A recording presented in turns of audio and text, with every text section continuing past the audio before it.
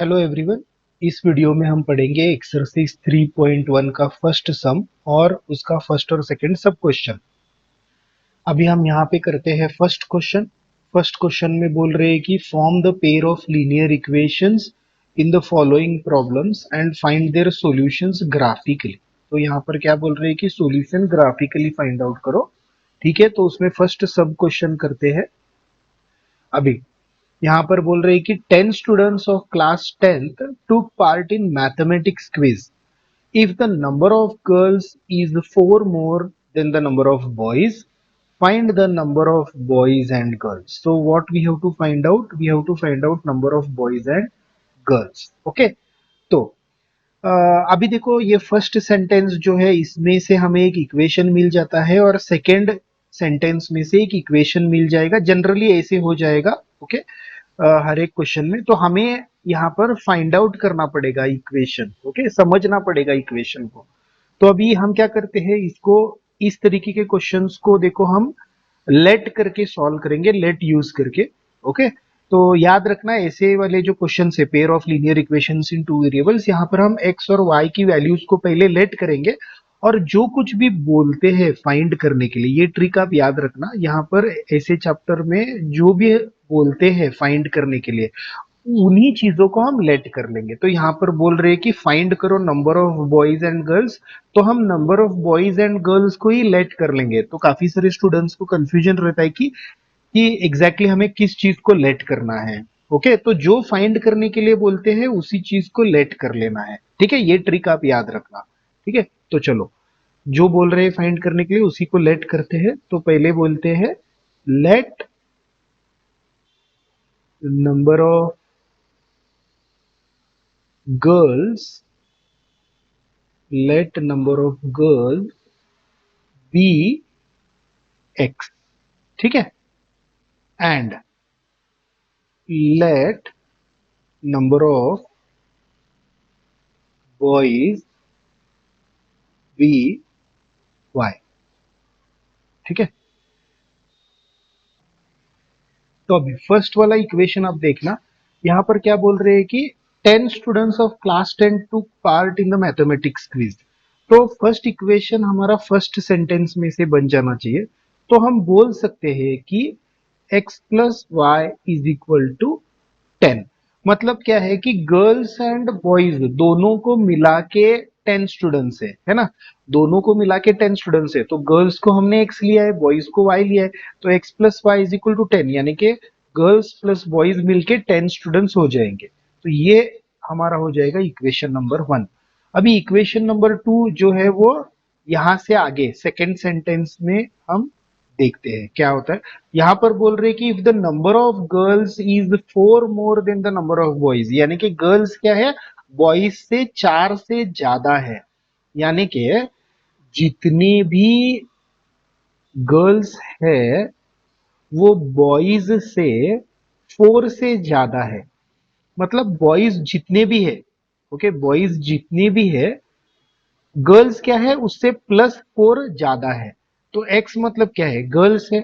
तो girls is equal to y मतलब boys है। तो बॉयज से 4 से ज्यादा है, यानी कि गर्ल्स x जो है वो बॉयज से 4 से ज्यादा है। तो इक्वेशन इस तरीके से बन जाएगा और इसको हम ले लेंगे इक्वेशन नंबर 2।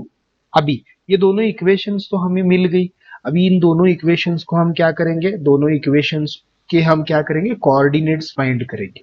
तो फर्स्ट स्टेप में हम क्या करेंगे, यहाँ पे फर्स्ट स्टेप में हम इक्वेशंस को ठीक से लिख लेंगे, अंडरस्टैंड करके ठीक से लिख लेंगे।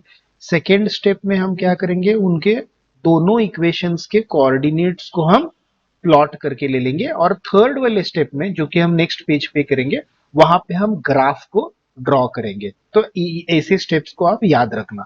तो अभी हमारा यहाँ पर फर्स्ट वाला इक्वेशन हम लिख लेते हैं, x plus y is equal to 10।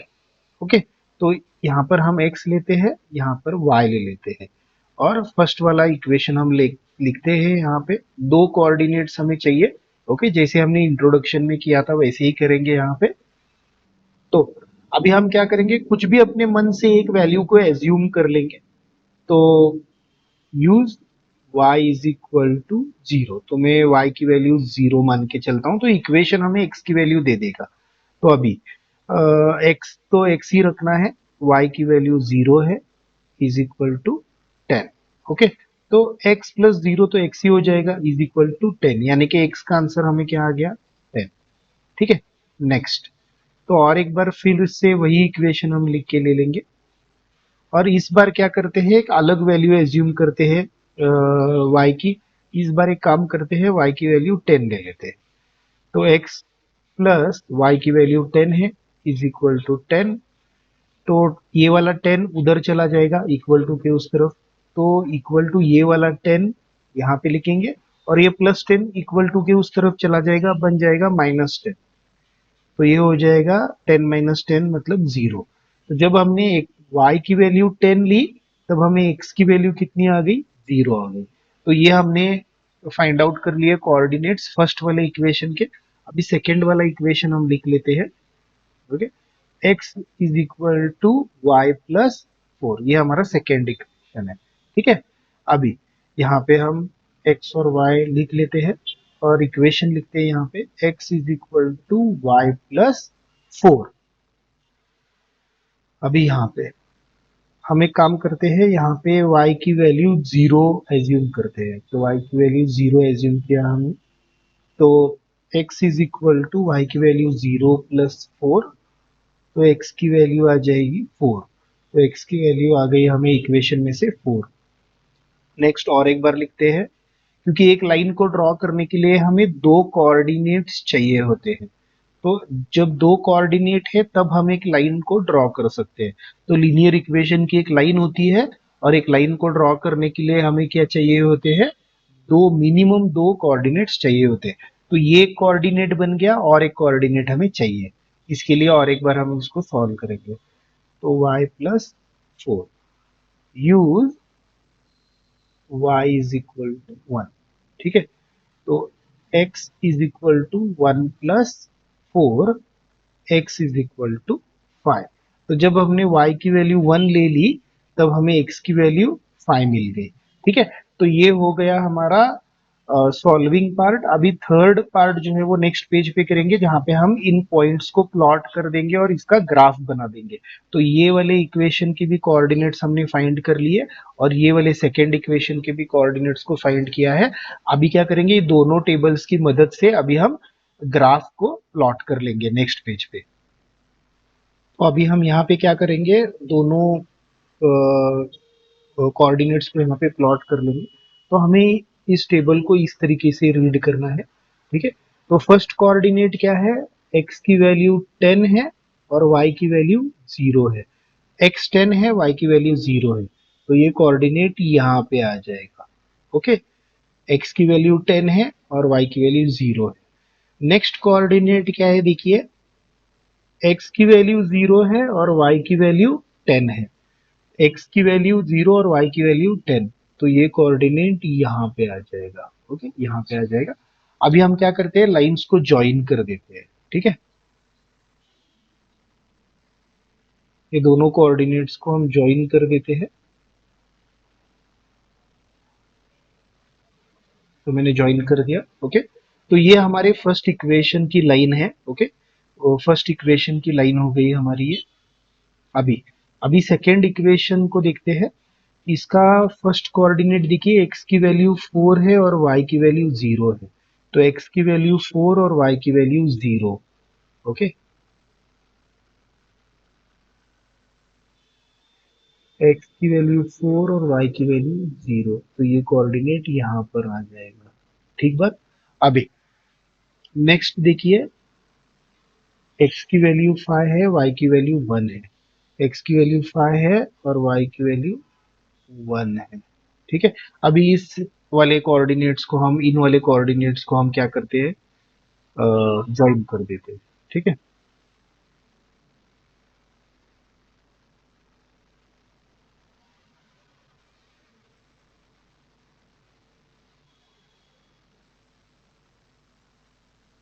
ठीक है, हमने ड्रॉ कर लिए।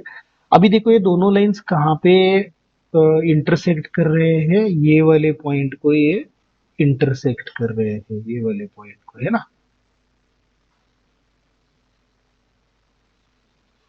यहाँ पे इंटरसेक्ट कर रहे हैं, तो यहाँ से हमें वैल्यूज मिल जाती है एक्स और वाई की।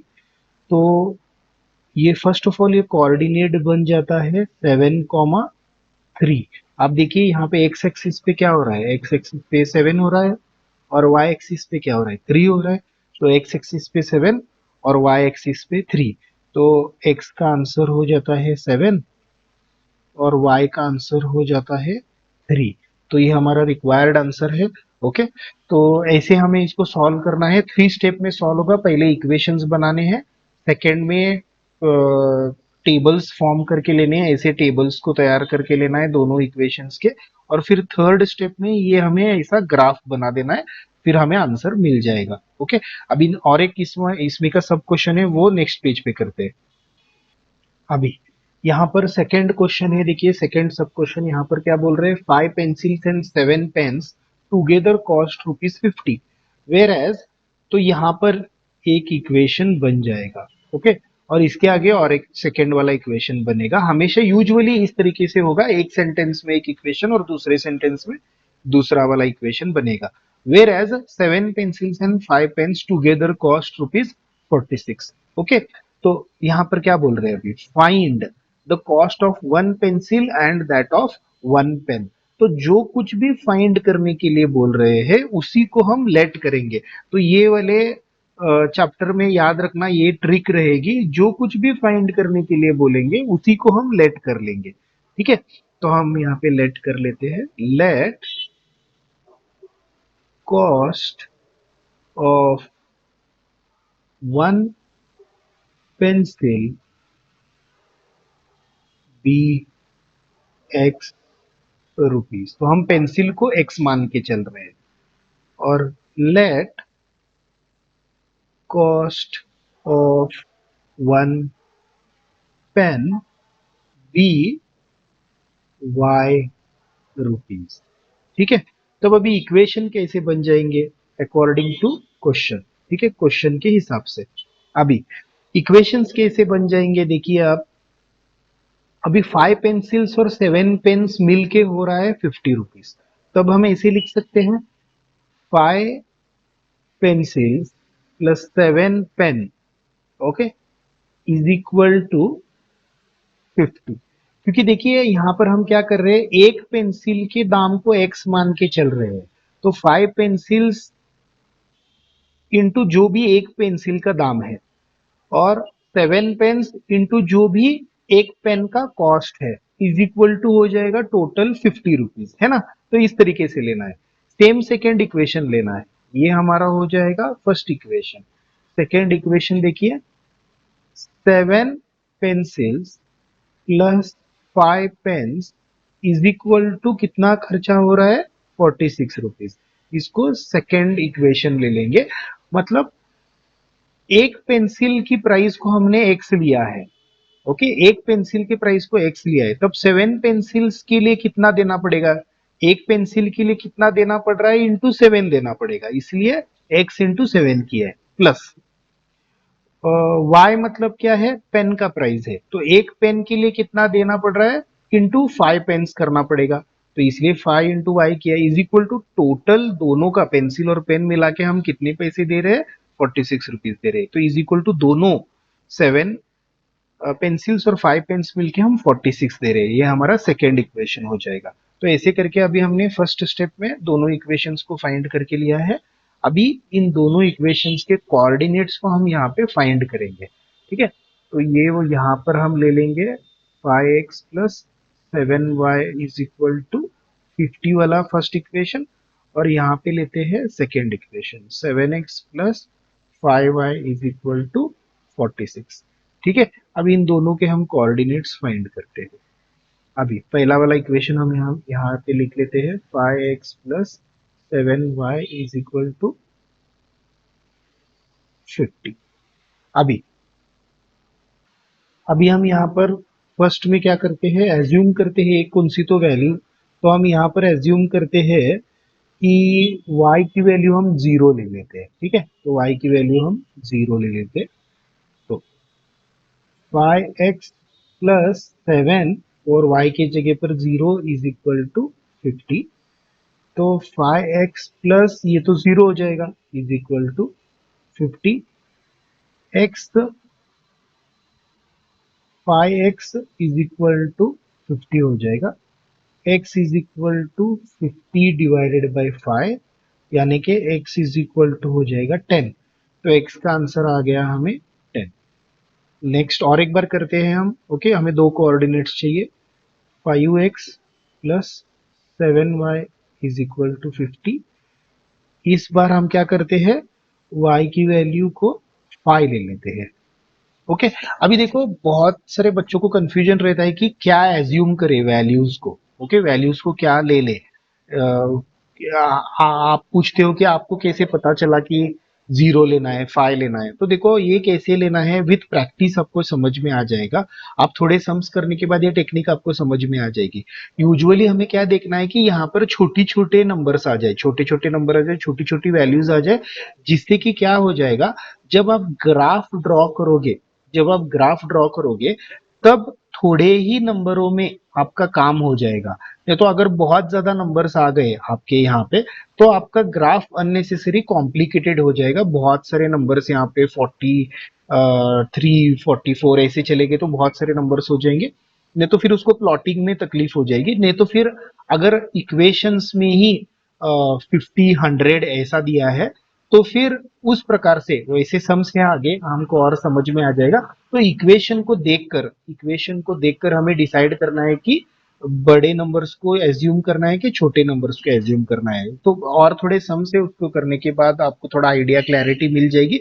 यूजुअली हमको क्या करना है, जितना आसान हो जाए ग्राफ ड्रॉ करने के लिए वैसे नंबर्स को एज्यूम करना है। ठीक है तो चलो अभी देखिए इसको y करके हम y 5 लेते हैं अभी इस बार। तो 5x प्लस 7 y के जगह पर हम 5 ले लेंगे is equal to 50।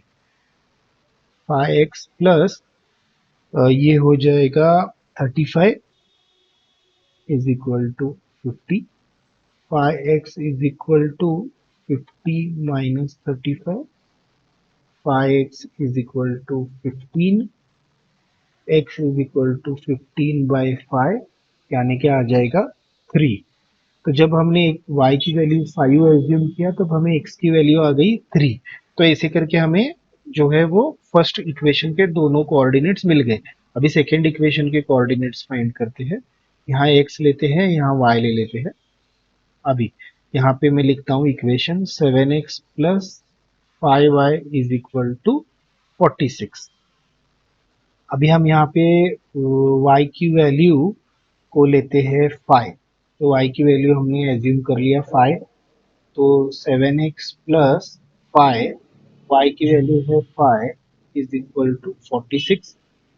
7x plus 5 5 are 25 is equal to 46। 7x is equal to 46 minus 25। 7x is equal to 46 minus 25 हो जाएगा 21। x is equal to 21/7। therefore x का आंसर आ जाएगा 3। तो x का आंसर आ गया 3। अब इसको और एक बार सॉल्व करते हैं। 7x plus 5y is equal to 46। Use y is equal to 4 लेते हैं। ओके कुछ भी ले सकते हैं अपने मन से, जस्ट देखो आसान हो जाए हमें थोड़े नंबर से यहाँ पे ग्राफ पे प्लॉट करते समय वो ध्यान में रखना है। 7x प्लस 5y के जगह पर लिखेंगे 4 इज इक्वल टू 46। और नेगेटिव नंबर्स को भी हो सकता है उतना आप अवॉइड कर सकते हो, वो भी आप ट्राई करना। हर सिचुएशन में पॉसिबल नहीं होगा तो भी। 5 4 जा 20 is equal to 46। 7x is equal to 46 minus 20। 7x is equal to 26। x is equal to 26/7 जहां पे हमें ये आंसर आ जाएगा 3.7। ठीक है अभी तो जब हमने y की वैल्यू 4 ले ली है तब हमें x की वैल्यू आ गई है 3.7। कोई दिक्कत नहीं है, कोई प्रॉब्लम नहीं है अगर हमें डेसिमल में आंसर्स आ गए। हर टाइम हमें कंप्लीट नंबर मिल जाए ऐसा नहीं है, कभी कभी तो डेसिमल में नंबर आ सकते हैं। ओके, तो अभी हम क्या करते हैं, हमारा सेकेंड स्टेप हो गया है जहाँ पे हमने टेबल्स रेडी करके नंबर्स को प्लॉट किया है। अभी थर्ड हमें ग्राफ बनाना है, थर्ड स्टेप में, फाइनल स्टेप में, ठीक है, वो हम नेक्स्ट पेज पे करेंगे। अभी यहाँ इस फाइनल स्टेप में हम क्या करेंगे, ये कोऑर्डिनेट्स को हम प्लॉट करके ले लेंगे। ये हमारा फर्स्ट इक्वेशन है, ये हमारा सेकेंड इक्वेशन। तो हमें ऐसे देखना है कोऑर्डिनेट्स को। तो फर्स्ट कोऑर्डिनेट हमारा क्या है, 10,0। हमेशा x को पहले लेना है, फिर y को लेना है। हमेशा x फर्स्ट आएगा, फिर आएगा y। तो 10,0। तो 10,0, x 10 है, y 0 है, x 10 है और y 0 है, ठीक है। नेक्स्ट कोऑर्डिनेट हमारा क्या है, x 3 है, y 5 है, x 3 है और y 5 है, x 3 और y 5 है, इधर आ जाएगा। अभी हम एक लाइन ड्रॉ कर देते हैं। ओके,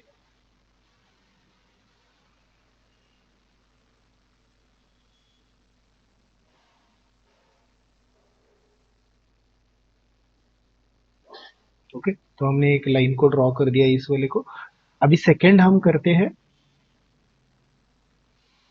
अभी सेकंड देखिए क्या है यहाँ पर, फर्स्ट x3 लिखेंगे, फिर y लिखेंगे। तो पहले x आएगा, फिर y आएगा। तो 3,5, तो 3,5, तो यही सेम पॉइंट आ जाएगा यहाँ पर।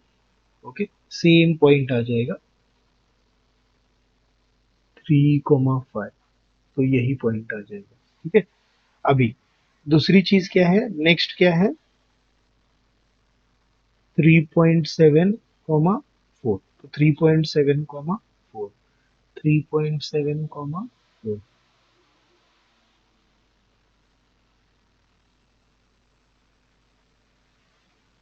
3.7, 4। अभी हम एक लाइन ड्रॉ कर देते हैं और इन दोनों पॉइंट्स को ज्वाइन कर देते हैं, ठीक है।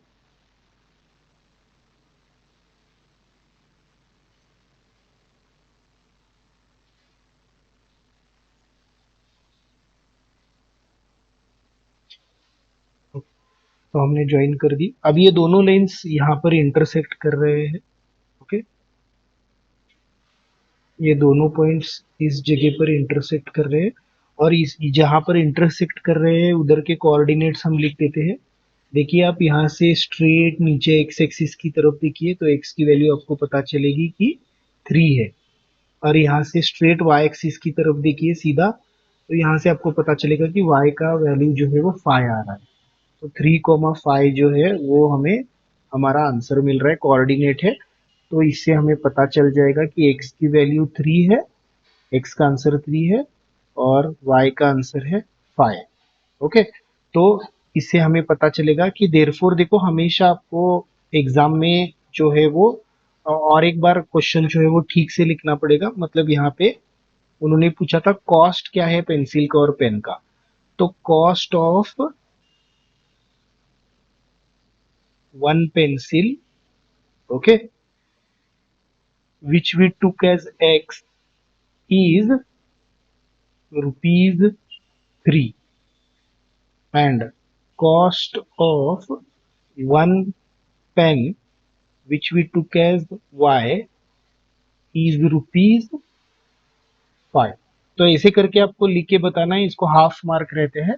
तो आपको क्वेश्चन का आंसर जो है वो ठीक से एक बार लिखकर बता देना है। तो यहाँ पर हमारा फर्स्ट क्वेश्चन जो है उसका फर्स्ट और सेकंड सब क्वेश्चन कंप्लीट होता है, और सेकंड मेन क्वेश्चन के लिए हम मिलते हैं नेक्स्ट वीडियो में।